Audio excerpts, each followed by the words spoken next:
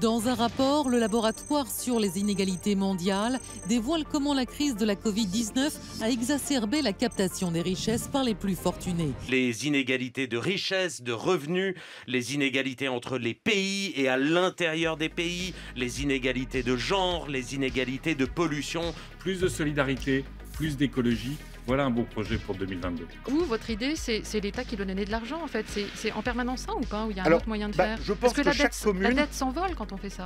Nous ferons de cette inégalité d'espérance de vie un marqueur très fort de notre programme et de notre prochain quinquennat. Partout où je passe et que je dis aux gens la retraite à 60 ans, personne ne me dit « Ah, quelle mauvaise idée !» On met un pognon de dingue dans des minima sociaux, les gens ils sont quand même pauvres. Comment se fait-il que si nos idées sont majoritaires, nous n'arrivions pas à l'être électoralement? Bon. Depuis quelques mois, tout le monde se triture le cerveau pour savoir pourquoi la gauche est aussi faible politiquement. Les spécialistes de l'opinion publique en débattent et beaucoup répondent que c'est tout simplement parce que la société se droitise. De leur côté, les femmes et les hommes politiques de gauche sont convaincus du contraire. Le peuple de gauche ainsi que tous les gens attirés peu ou prou par les idées de gauche représentent une masse considérable de la population. Le problème, c'est pas le déclin d'une sensibilité de gauche, c'est la conversion de cette sensibilité en vote. On sort donc le dossier d'un paradoxe. Les Français approuvent les idées de gauche, mais votent à droite.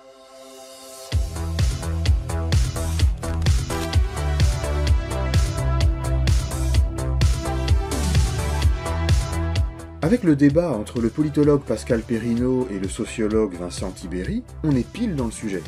Voilà ce qu'ils disent. Perrineau. Regarde les résultats des votes. D'élection en élection, c'est le bloc des droites qui est largement majoritaire. Regarde aussi les sondages. Quand on demande aux gens leur sensibilité politique, ils se placent majoritairement à droite. Et c'est une tendance croissante. Enfin, regarde l'omniprésence des thèmes identitaires et sécuritaires dans l'opinion publique.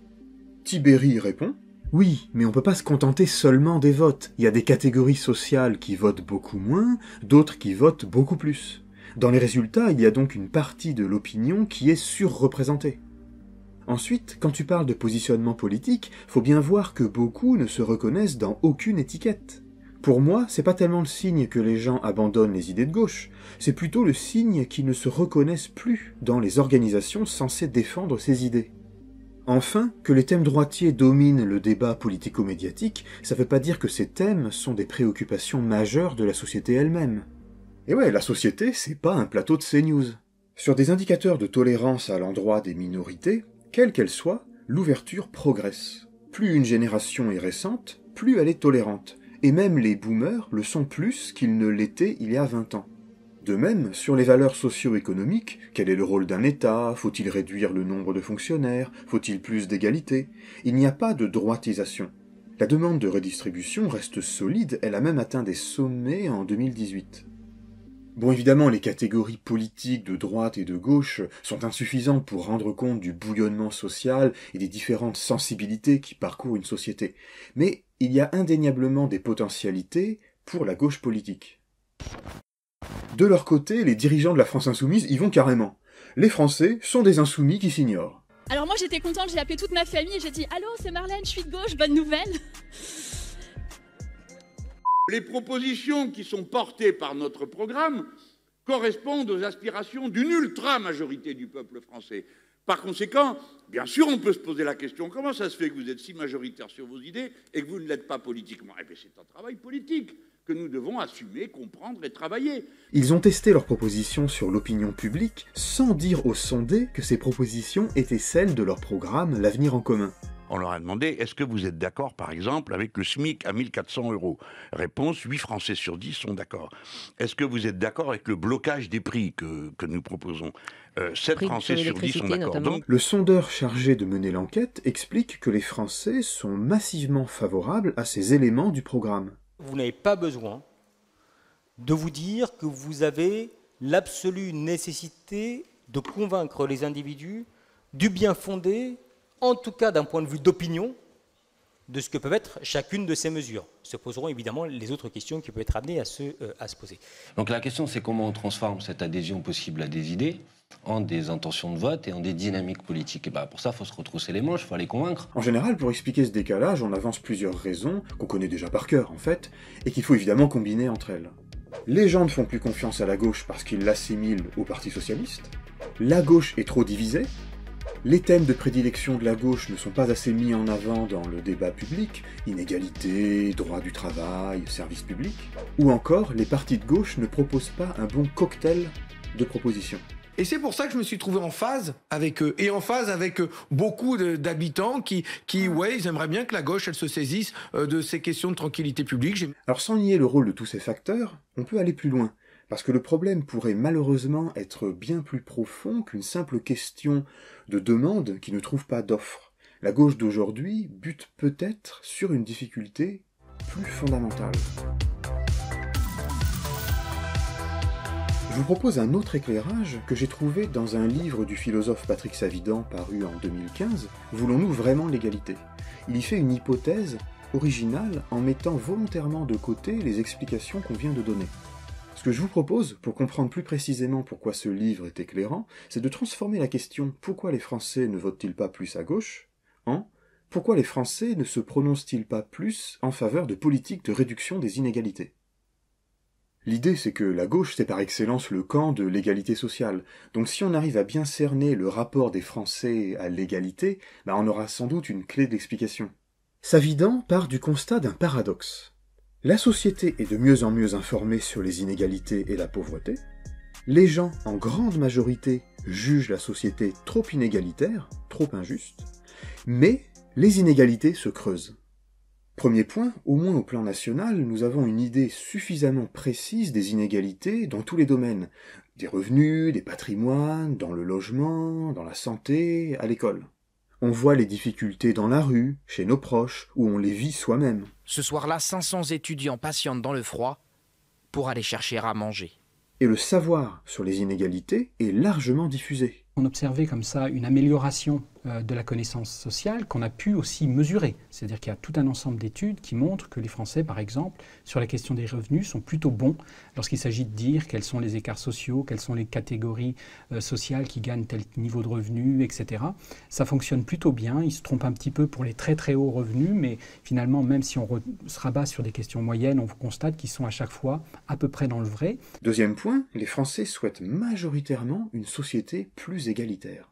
Quand on les interroge sur la situation sociale, sur leurs aspirations sociales, là on observe un consensus massif, mais vraiment massif et puis stable dans le temps.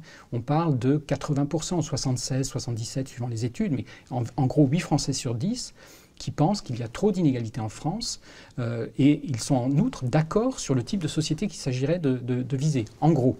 C'est-à-dire une grosse classe moyenne, très peu de pauvres, très peu de riches. C'est à peu près ce que souhaitent les individus faits vite.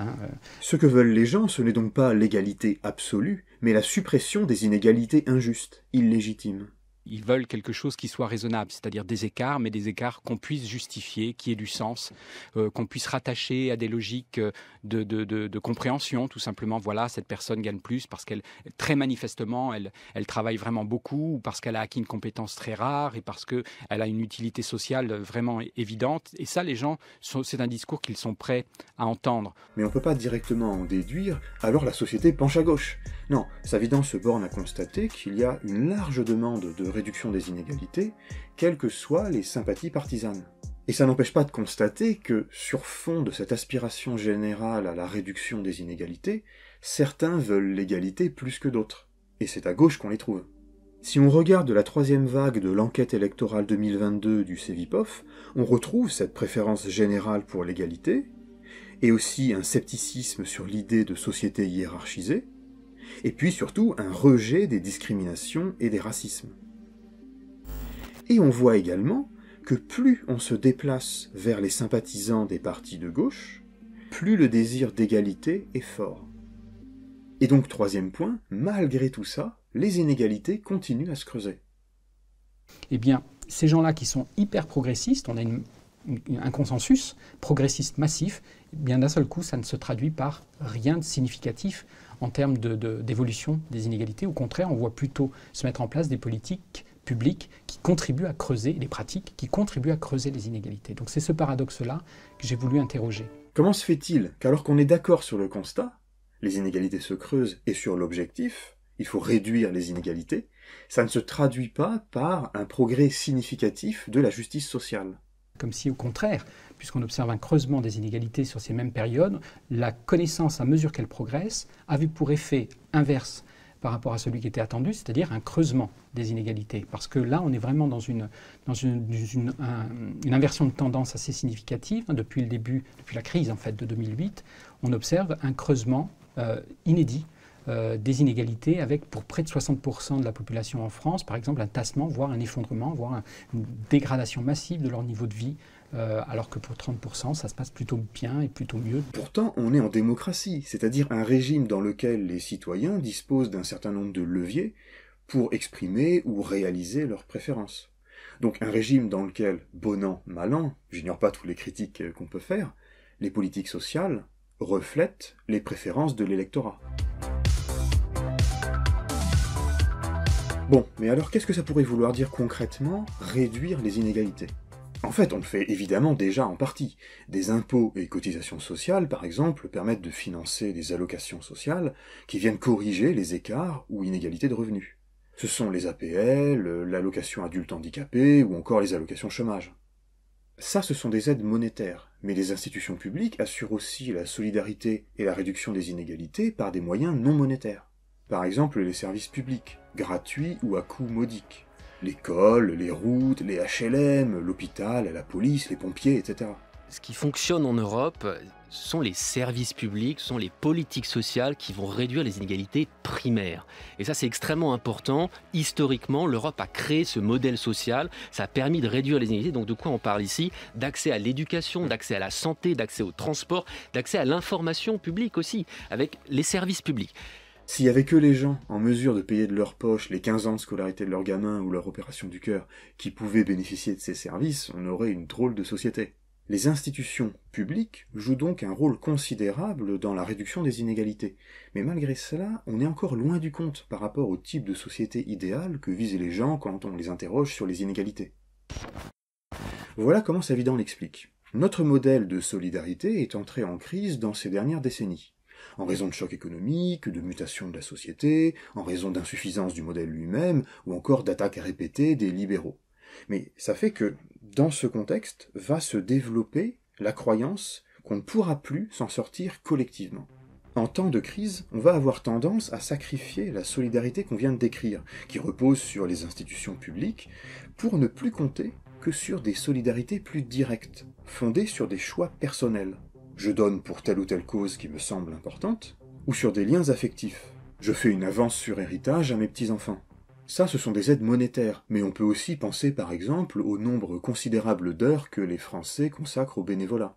Mais on pourrait aussi imaginer comme exemple une association de parents d'élèves qui se bat contre un redécoupage de la carte scolaire qui aurait favorisé plus de mixité sociale dans l'établissement de leurs enfants. Bref, ce sont des pratiques de solidarité ou d'entraide où l'individu veut choisir à qui ou à quoi il consacre ses ressources. Mais on voit bien que le repli sur des solidarités restreintes ou choisies ne signifie pas nécessairement égoïsme ou individualisme.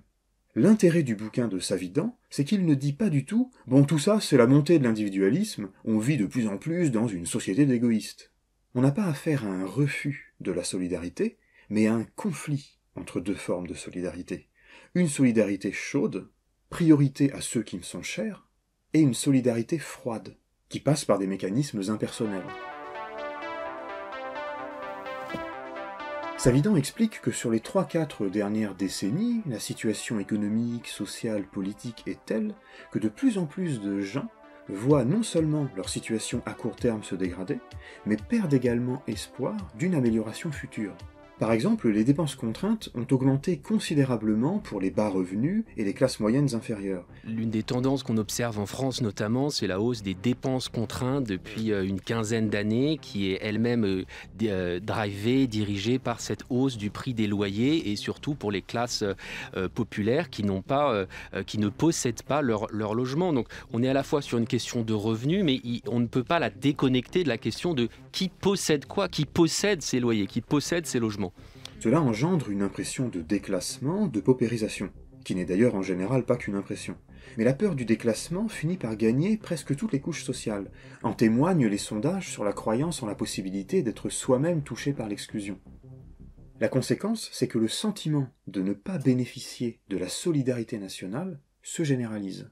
Et chez certains, cela s'accompagne de la conviction que cette solidarité bénéficie indûment à certaines catégories de la population.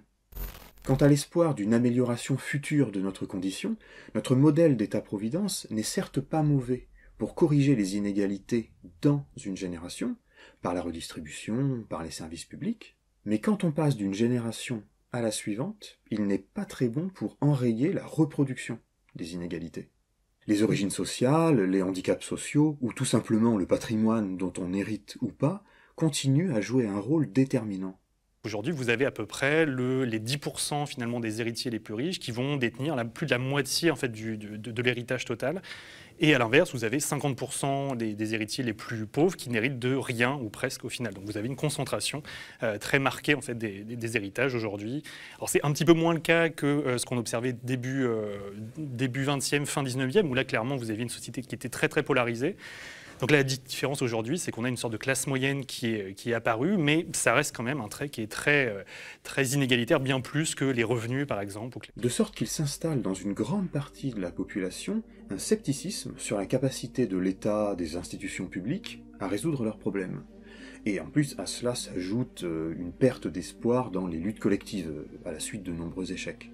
On peut le mesurer au fait que les Français sont bien plus confiants pour leur avenir personnel que pour celui du pays, du système économique ou des générations futures.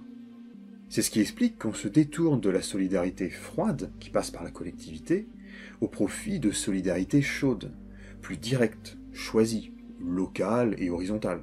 Ce qu'on observe, c'est une situation qui a pour effet d'encourager les individus à s'orienter dans la perspective de solidarité élective, c'est-à-dire qu'en gros, les individus n'ayant pas le sentiment de disposer de suffisamment de ressources pour aider tout le monde, ont tendance à réinvestir l'essentiel de leurs ressources pour leurs proches.